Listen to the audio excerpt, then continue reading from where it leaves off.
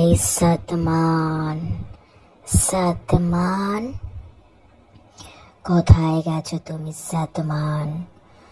আমি লালটু ভূত এসে গেছি সাদমান। তোমাকে আজকে আমি ধরে ধরে খাবো সাদমান, কারণ তুমি অনেক দুষ্ট হয়ে গেছো সাদমান। কারো কথা শুনছো না, ঘুমাচ্ছ না, ঠিক মতো পড়াশোনা করছো না, তাই না সাদমান? তুমি রেডি থাকো, আমি লালটু ভূত এসে গেছি। এখন আমি তোমাকে ধরে নিয়ে আমার রাজ্যে নিয়ে আসবো সাদমান।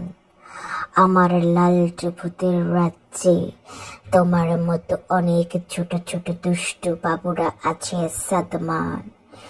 সেই দুষ্টু বাবুরা ঠিক মতো খেতে চাইতো না, ঘুমাতে চাইতো না, পড়াশোনা করতে চাইতো না, বুঝেছো সাদমান?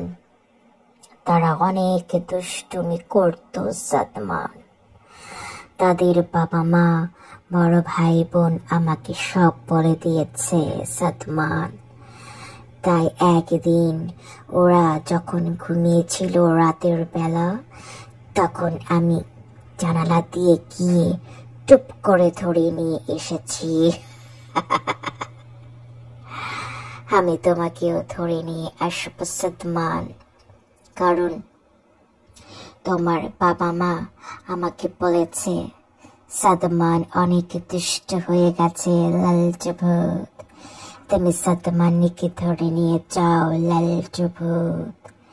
সাদমানের যেদিন ভালো হয়ে যাবে, সবার কথা শুনবে, ঠিক মতো খাবে, পড়াশোনা করবে, সেদিন তুমি সাদমানকে ছেড়ে দেবে লালটু ভূত।